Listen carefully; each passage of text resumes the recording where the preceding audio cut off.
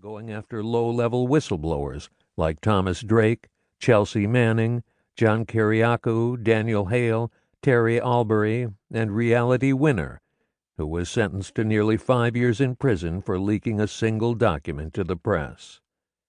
Due to extensive politicization and incompetence under both Obama and Trump, the country also became flooded with spies and covert operators. Many are Americans who have agreed to spy on and conduct operations against other Americans on behalf of a foreign government.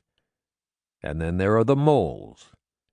During the entire 2016 election season, foreign moles went completely undetected and were able to penetrate the very highest levels of both the Trump and Clinton campaigns.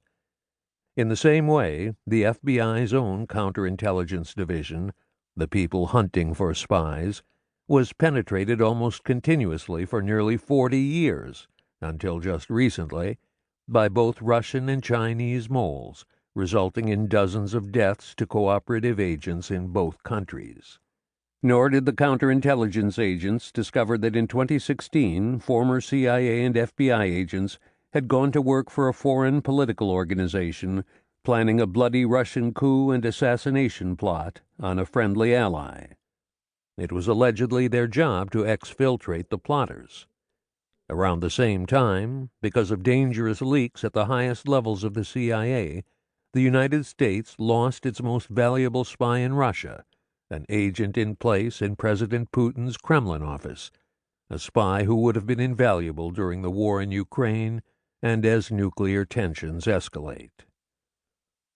Spyfail is the first book to take a close look at this vast breakdown of America's counterespionage system. In my best-selling trilogy on the National Security Agency, NSA, I investigated how the agency targets countries around the world and how intrusive the surveillance has become at home. Now, in Spyfail, I investigate how foreign countries target Americans at home and how ill-equipped the United States is to stop them. These countries include adversaries such as North Korea, China, and Russia, and allies such as Israel and the United Arab Emirates.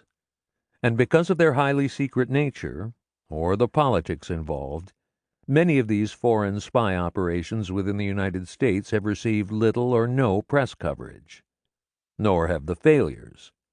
They involve multiple countries, using multiple methods of espionage and covert activities, from spies to moles to saboteurs to cyber. But they all have one common denominator. They have succeeded where the U.S. counter-spies and intelligence agencies have failed. I therefore take a very close look at the background, history, and personalities involved in each operation. Much of the information comes from restricted U.S. government documents, foreign government documents, and confidential sources. The period I cover begins during the lead-up to the election season of 2016 and moves forward to the present day, 2022. And because Hollywood turns out to play a central role in a number of cases, its studios, films, and actors serve as the backdrop for much of the action. This allows me to combine the glitz and glamour of the movie world with the intrigue and mystery of the spy world. It is a combination that will attract a wide variety of readers, from fans of books about Hollywood to those of books about espionage and politics. As with my previous books, Spyfail is fully documented and written in a storytelling narrative style that delves deep into the espionage tradecraft involved and the people in the shadows. It is intended simply to explore the failures and the reasons behind them, not to lay out a detailed prescription for how to repair the system.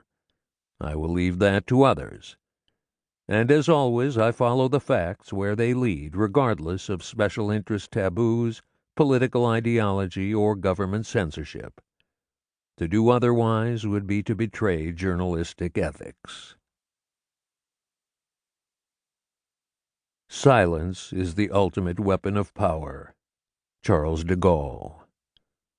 The silence of the good people is more dangerous than the brutality of the bad people. Martin Luther King, Jr.